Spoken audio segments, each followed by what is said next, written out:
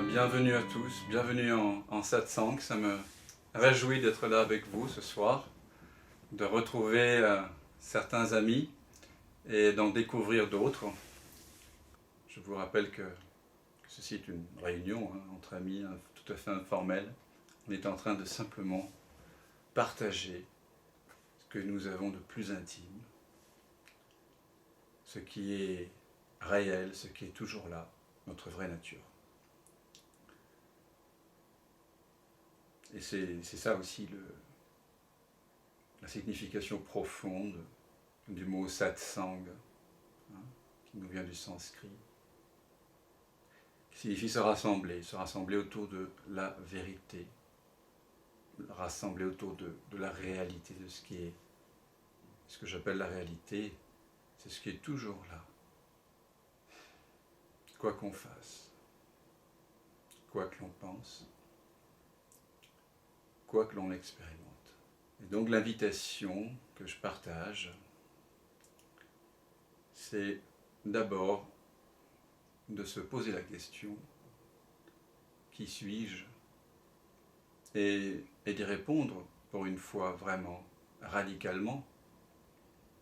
S'il y a de la souffrance et s'il y a des conflits dans le monde, c'est que la plupart des humains, nous vivons avec l'attention qui est tournée vers l'extérieur, c'est-à-dire ce que j'appelle l'extérieur ici, ce sont les perceptions, donc les perceptions qui nous parviennent par le truchement des 5 sens, donc le toucher, le goût, les odeurs, les couleurs, les sons, et puis le mental également. Tout ça, ce sont les perceptions. Nous vivons constamment tournés vers ces perceptions. Et la question qu'on se pose ici, la véritable question, celle, si on n'y répond pas profondément, radicalement, on ne trouvera jamais la paix durable, la paix profonde. C'est la question qui suis-je? Et donc pour ça, il faut ramener la flèche de l'attention qui est toujours tournée vers l'extérieur, vers les choses, vers les expériences, vers les formes, vers les sensations, vers les émotions, vers les pensées. Il faut la ramener à sa propre source. Ça, c'est le message atemporel que nous livrent tous les grands sages de l'humanité depuis au moins depuis 3000 ans qu'on écrit à ce propos. Et on retrouve cette invitation au retournement dans toutes les traditions, spirituelles, et dans tous les temps. Il y a cette invitation incessante à revenir ici et maintenant. Par exemple, on peut trouver ce message chez nous, en Occident, chez Jésus, qui, malgré la façon dont étaient interprétés les 4 évangiles canoniques, on peut trouver des perles non duelles, des injonctions, des invitations à revenir ici, notamment par exemple cette phrase étonnante dans l'évangile de Luc, je crois qu'il est dans l'évangile de Matthieu aussi, le royaume de Dieu est en toi. Et alors souvent ça a été mal interprété, et ça a été mal compris, et ça a été mal traduit. La plupart des traductions françaises disent « le royaume est parmi vous ». Mais le véritable message de Jésus, c'est un message gnostique, c'est un message de la connaissance de qui nous sommes vraiment. Donc c'est une invitation à voir que ce que nous sommes vraiment est déjà là en nous. D'ailleurs, on trouve dans les évangiles, dans l'évangile de Jean, quand il partage ce message radical, il y a un moment donné où les disciples disent « mais c'est trop fort, c'est trop fort pour nous ». Parce qu'à l'époque du Christ, et ça n'a pas beaucoup changé. Son message a été formulé dans une société qui était dans une vision eschatologique de la révélation. Une révélation qui devait venir plus tard que maintenant, et qui devait être le fruit de certains accomplissements. Le paradis, c'est plus tard que maintenant, ailleurs qu'ici. Et donc son message a été incompris, même par la plupart de ses disciples. Car c'est très très radical. En gros, ce qu'il venait nous dire, c'est que vous êtes déjà ce que vous cherchez. Vous êtes déjà pleinement la paix et la plénitude que vous cherchiez dans le monde. Et donc pour le réaliser, je vais vous proposer de commencer par ramener l'attention à sa source, tout simplement. Et pour cela, nous pouvons utiliser ce bel outil que nous a légué Ramana Maharshi, qui rappelle l'invitation fondamentale des Védas, de l'Advaita Vedanta, de la non-dualité, et de ramener l'attention vers cela qui est conscient de tout ceci. C'est tout ce qui importe en réalité, de ramener l'attention à sa source. Nous disons tous « je » toute la journée, ou peut-être y a-t-il des pensées.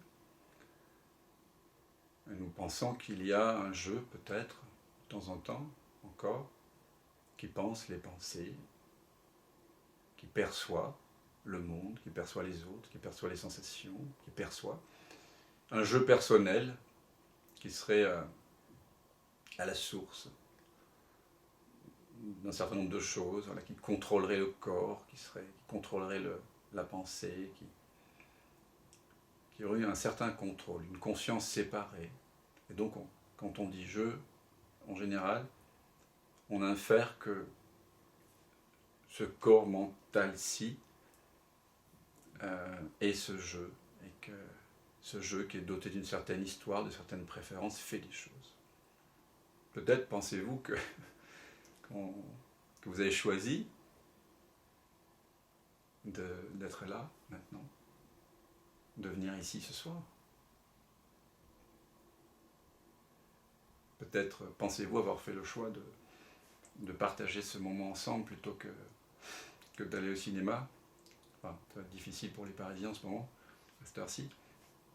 Peut-être pensez-vous que vous êtes là parce que les cinémas ne sont pas ouverts. Parce que c'est le couvre-feu.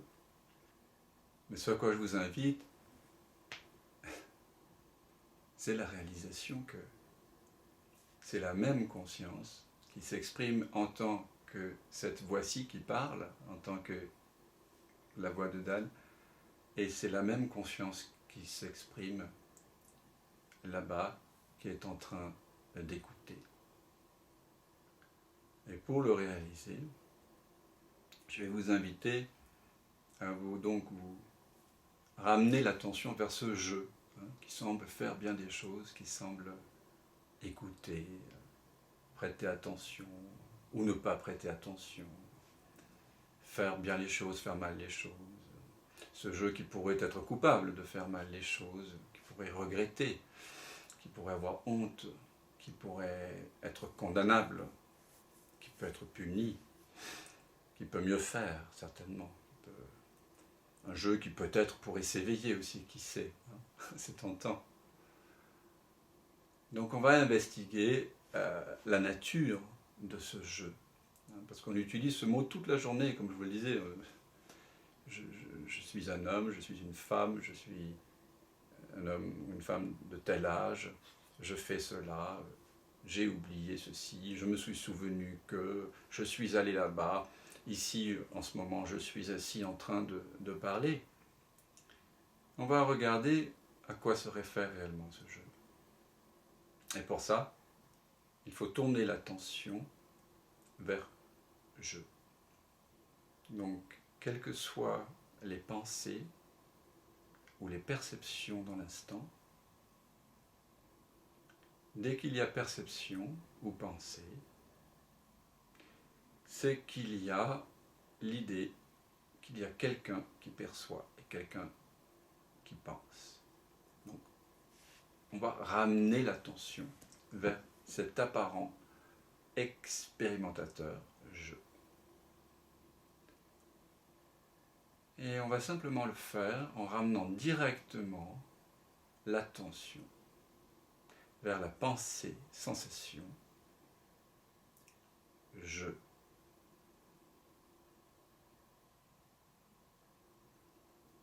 Donc dès qu'apparaît une pensée, une rêverie, une perception, un son, une sensation, une émotion, vous ne vous en préoccupez pas, vous ramenez la flèche de l'attention vers sa propre source en simplement vous identifiant à la pensée-sensation je. C'est la première de toutes les pensées, donc c'est celle qui est la plus proche de la source. Toutes les pensées émanent comme en arborescence de cette première pensée-là. Donc, il y a une arborescence. Nous, ce qu'on fait ici, c'est qu'on ramène l'arborescence à sa source.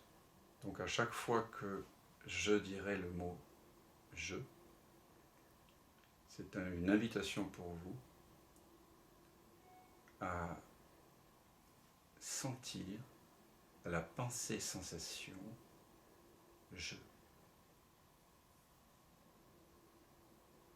Les yeux peuvent être ouverts ou fermés, ça n'a aucune importance.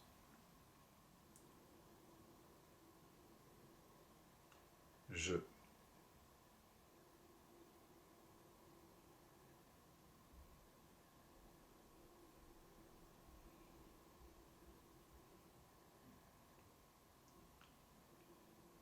Je.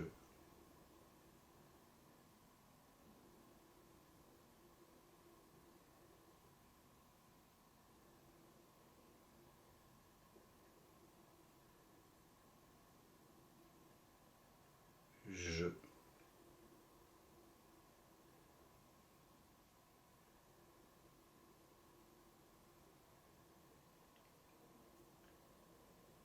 Je.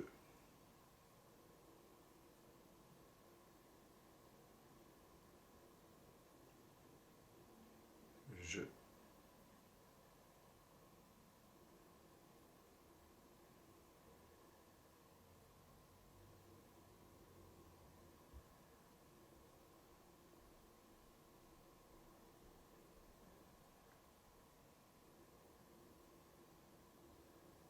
Je.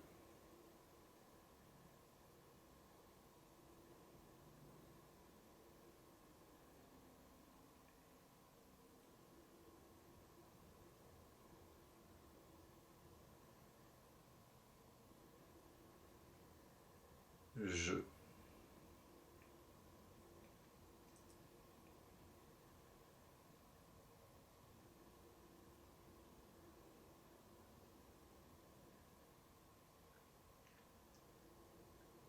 Je.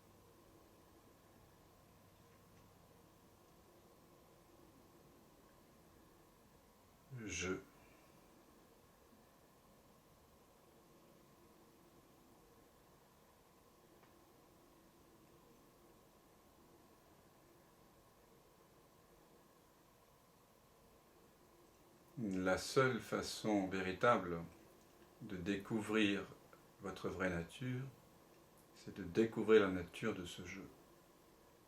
Donc chaque fois qu'une perception s'élève dans le champ de conscience, vous ramenez l'attention qui s'était momentanément dirigée sur la perception vers sa propre source, qui nécessairement à un moment donné est passée par je.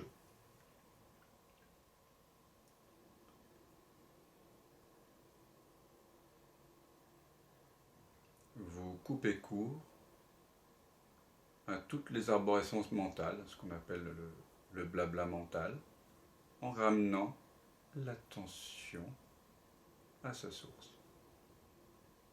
Dès que vous vous apercevez qu'une rêverie semble vous avoir momentanément hypnotisé, vous revenez à la source de la perception, vers je.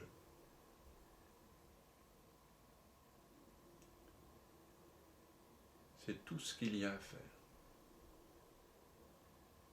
Et en réalité, ce n'est même pas un faire. Il y a juste à ne pas faire. C'est plutôt comme une rétractation. Quelque chose est sorti de la source et vous permettez que ce soit ramené à la source. C'est plutôt comme une tortue qui sort ses 4 membres et sa tête et qui les ramène. Plutôt de cet ordre-là. Ce n'est pas une flèche qui se tourne. Elle se résorbe en elle-même, la flèche de l'attention. Concevez plutôt cette attention qui va tantôt sur une sensation, sur une image mentale, comme un élastique qu'on aurait tendu vers quelque chose et tout d'un coup, on cesse de tendre. Voilà. Donc naturellement, l'élastique revient.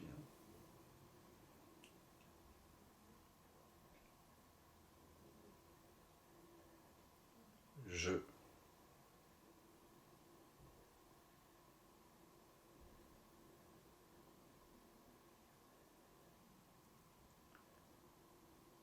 Je.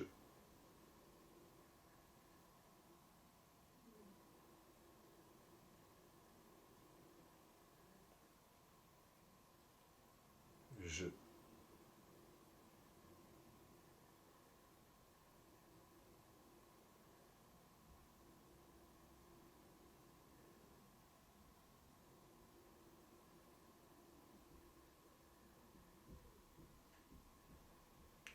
Je.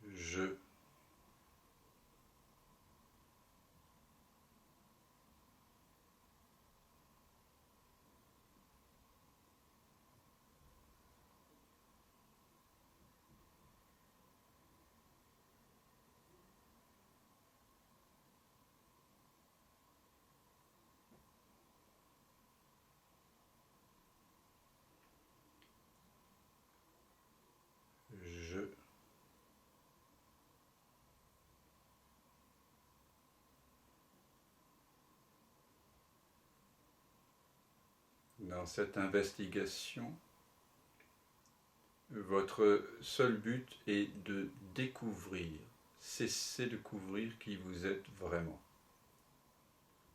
Et donc de dissocier le je véritable de toutes les surimpositions auxquelles il s'est momentanément et en apparence identifié par erreur d'attention.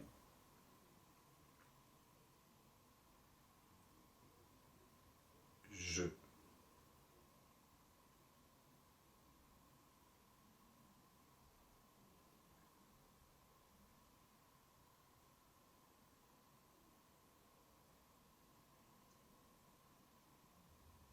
Je.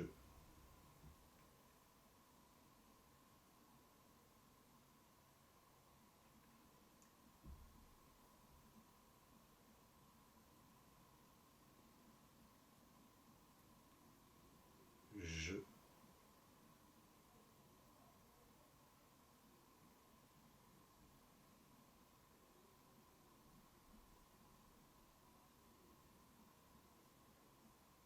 Je. Je.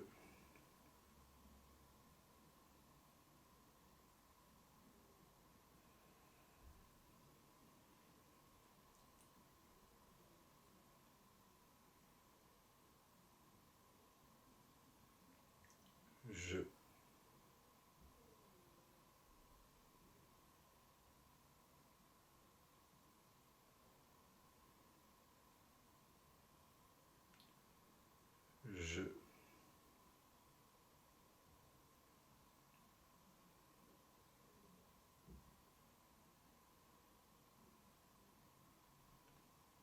Je.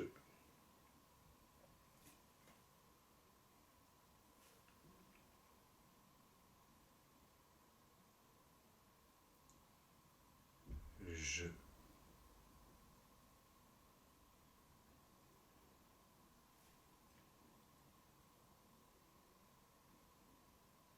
Vous réalisez, en revenant à la source de la perception vers la première des pensées, vers la pensée je, vous réalisez que ce je auquel vous vous identifiez n'est pas une entité.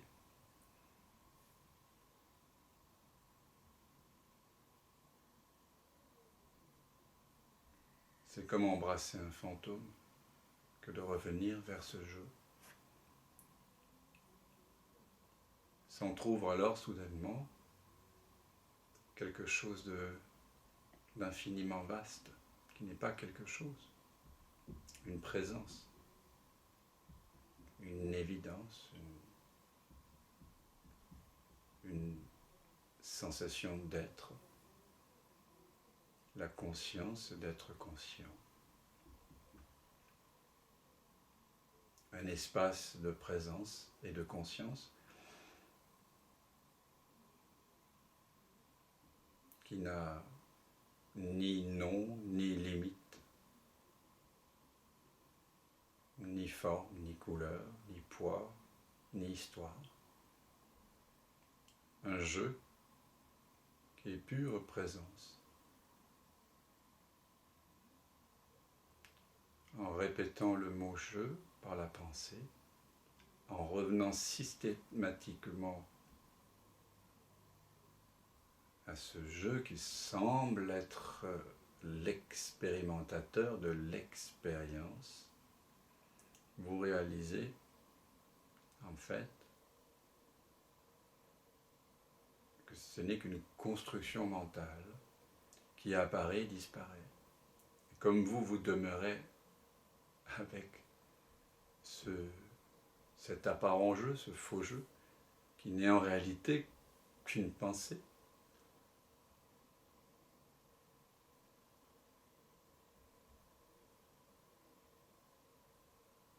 C'est comme si l'écran, alors que le film est en train de jouer, prenait conscience du fait qu'il n'a essentiellement rien à voir avec le film, qui semble pourtant l'imprégner très fortement.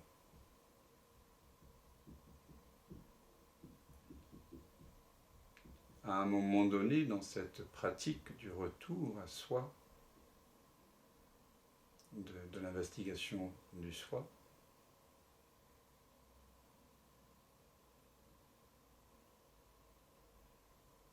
il n'y a plus à revenir, entre guillemets, hein, il n'y a plus à investiguer.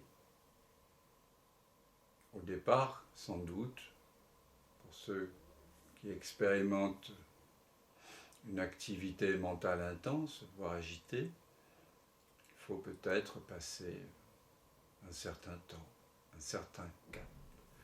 Et à partir d'un certain moment, il y a une raréfication de l'arborescence des pensées. Le retour à jeu se fait avec évidence. Il n'y a plus même besoin de faire de retour. À ce moment-là, tout effort serait contre-productif. Il s'agit juste de se poser dans cette évidence d'être tout simplement. C'est tellement simple. Être. C'est juste que cette simplicité a été encombrée, ils ont été mêlés, a été associés avec des mots et avec des sensations. Et cette association entre le je véritable, le soi, et un certain nombre de caractéristiques est corroborée par le langage et semble validée par les autres.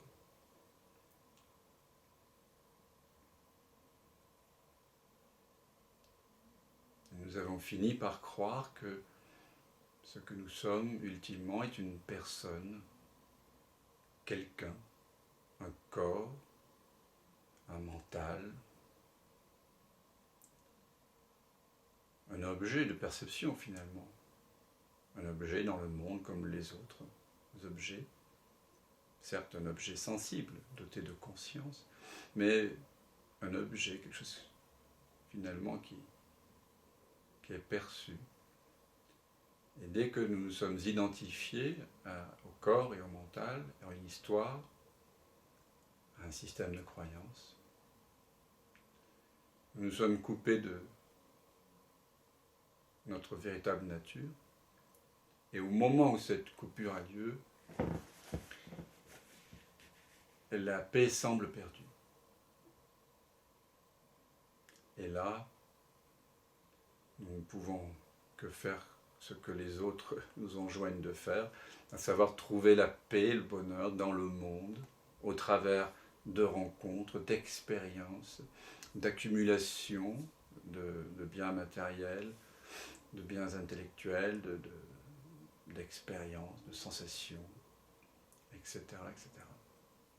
Et donc on est perdu dans le film, hein, dans ce qu'on appelle le samsara, la roue des peurs et des désirs, des plaisirs et des souffrances.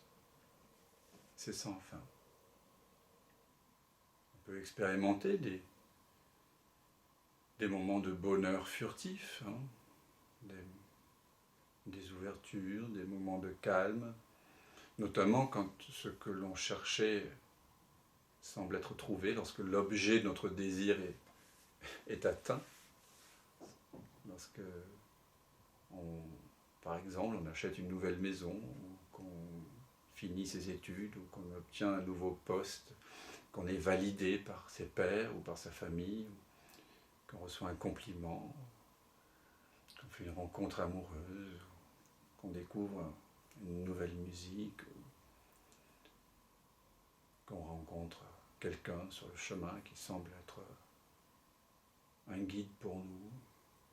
À un moment donné, donc,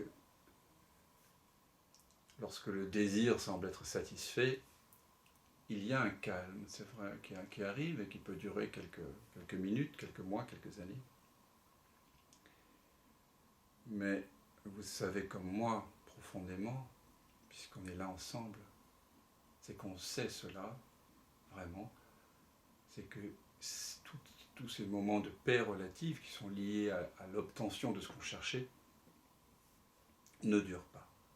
D'abord parce que l'objet se transforme et peut périr, et peut être perdu. L'intérêt qu'on lui accordait peut être perdu également.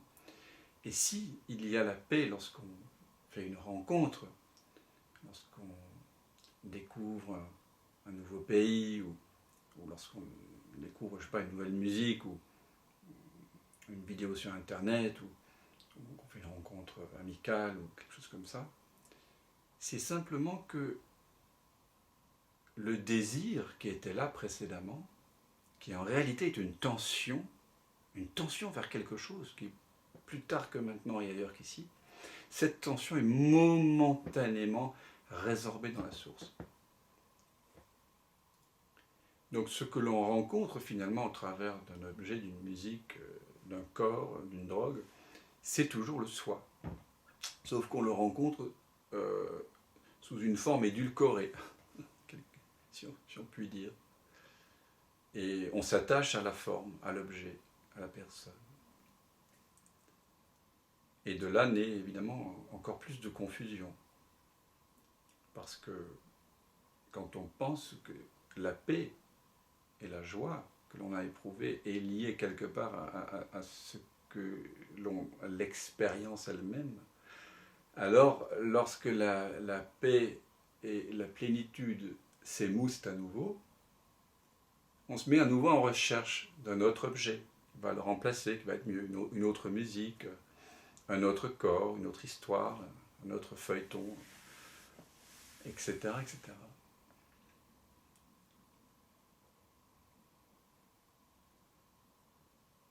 La seule façon de découvrir la paix immuable, qui ne change jamais, c'est de ramener l'attention à la source. Il n'y a que ici et maintenant que la paix est toujours présente. Et ce qui est extraordinaire, c'est que c'est gratuit, c'est disponible 24 heures sur 24. C'est là. Vous le sentez quand vous ramenez l'attention vers le jeu. Et que votre véritable jeu commence à se dégager des surimpositions factices. Ce jeu n'est pas le corps. Ce jeu n'a pas de forme. Ce jeu n'a pas de nom. Ce jeu n'a pas de préférence. Ce jeu ne fait pas de commentaires. Ce jeu n'est pas impliqué dans les histoires. Ce jeu n'est même pas localisé, ni dans le temps, ni dans l'espace.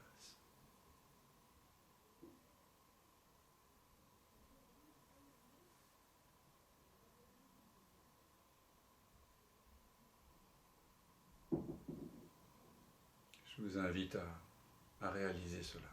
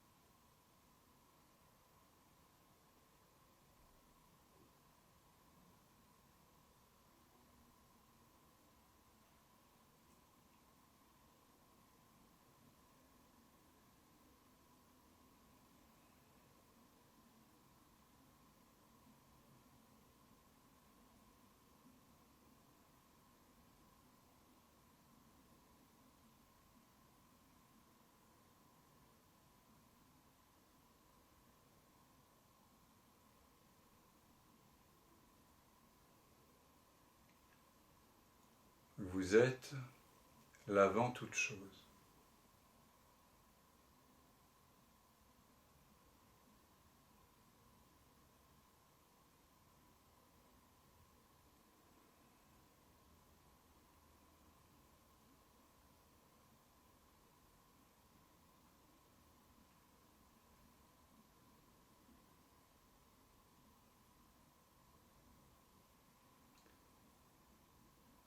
cette présence qui se révèle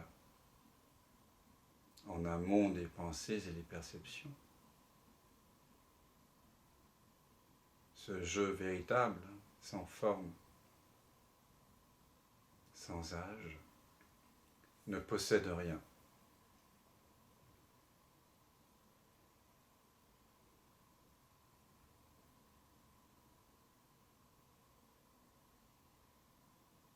Ne veut rien, rien d'autre que ce qui est là.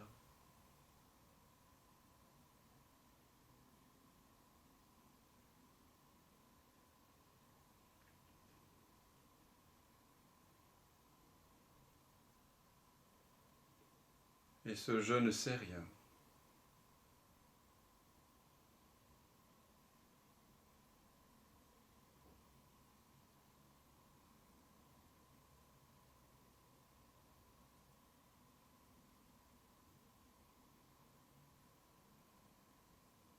Donc sentez que vous ne possédez rien, vous ne voulez rien,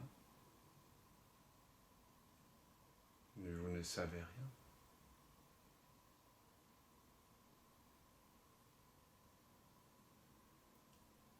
C'est simplement votre état naturel.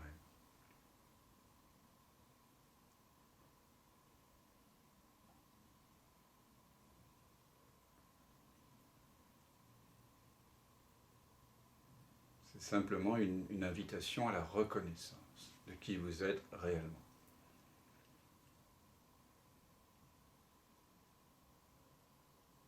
Et ce n'est pas le mental qui reconnaît quoi que ce soit, le mental est sans vie.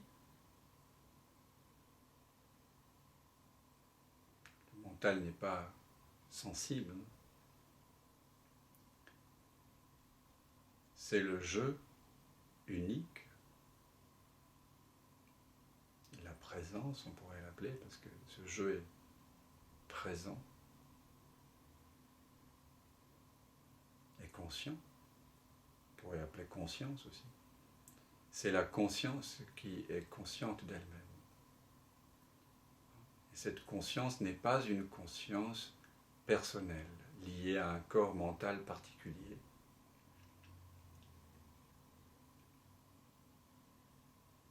Comment nous le savons? Parce qu'en étendant notre attention dans toutes les directions, nous ne trouvons pas de limite à cette conscience. La pensée, bien sûr, si on interroge la pensée, elle nous dira, bien oui, la conscience est limitée, elle se trouve dans le cerveau, elle est le résultat d'une complexification de la matière.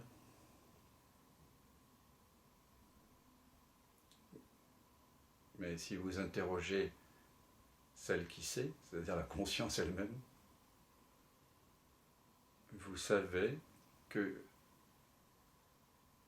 vous, conscience, vous êtes sans limite. Vous ne pouvez pas trouver dans l'expérience directe de limite, ni vers le haut, ni vers le bas, ni devant, ni derrière, ni à gauche, ni à droite, ni à gauche, ni vers le bas, ni vers l'arrière, ni vers la droite, ni vers le haut, ni vers le devant, ni vers l'arrière,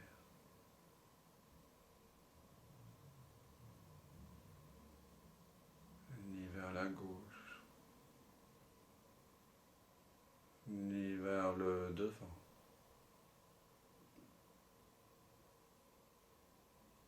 ni vers le haut, ni vers le bas.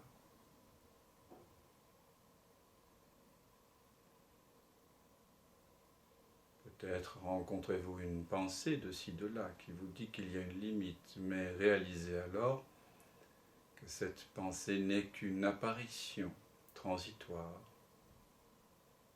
qui disparaît aussitôt et qui apparaît et disparaît au sein de cette présence que vous êtes. Il y a peut-être des sensations corporelles, mais réalisez que ces sensations corporelles n'ont pas le pouvoir d'enfermer ce que vous êtes dans un sac de peau à forme humaine ou dans un concept quelconque. Ainsi, vous découvrez que cette présence, elle est absolument sans limite, donc impersonnelle.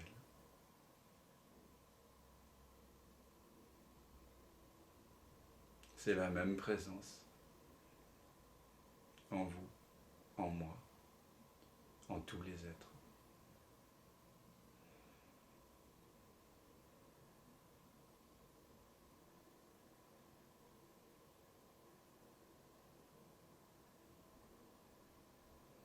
En fait, nous avons l'habitude de nous imaginer, tout simplement, comme une troisième personne. Nous avons l'habitude de nous penser, en fait. D'oublier que nous sommes la source dans laquelle apparaît et disparaît cette pensée.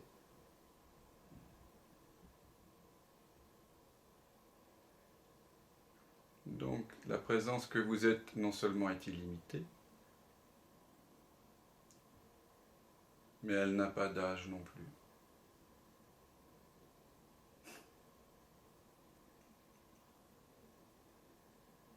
Elle ne se situe pas dans l'espace, puisque tout point dans l'espace se situe en elle.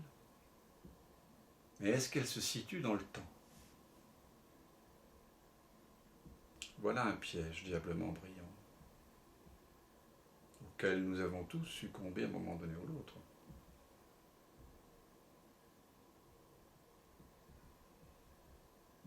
Est-ce que vous êtes né réellement ? Est-ce que cette présence est née ? Qu'est-ce qui naît dans votre expérience directe ? Naissent les pensées ? Naissent les sensations ? Naissent les formes ? Les couleurs ? Les sons ? Et tout ce qui naît disparaît. Est-ce que vous faites l'expérience directement de la naissance de cette présence ? Qui pourrait attester de la naissance de la présence, sinon la présence elle-même ? Je ne sais pas à vous, mais quand j'interroge la présence, quand la présence s'interroge elle-même ici, il n'y a pas de naissance. Il y a juste être. Permanence. Évidence. C'est à vous de découvrir cela, pour vous-même, bien entendu. Tous ces mots ne sont que des pointeurs. Mais il n'y a que vous qui puissiez découvrir qui vous êtes. Pourquoi ? Parce qu'il n'y a que vous qui savez qui vous êtes à 0 centimètre. Tant que vous vous prenez pour quelqu'un qui se situe quelque part, que vous pensez ce que vous êtes, ce que vous pensez peut être discuté par les autres, peut être analysé par les psychanalystes, par exemple, ils s'en délectent. Et puis ça, vous pouvez passer 50 ans à faire ça. J'ai des amis qui font ça depuis 30-40 ans. Mais ce que vous êtes à 0 centimètre, ni le psy, ni l'être éveillé, ni votre maman, ni personne au monde, ni le plus grand philosophe peut dire ce que vous êtes à 0 centimètre. Il n'y a que vous qui puissiez le dire. Il n'y a que vous qui puissiez vous connaître à 0 centimètre Donc c'est ça l'invitation. C'est de reconnaître ce que vous êtes à 0 cm.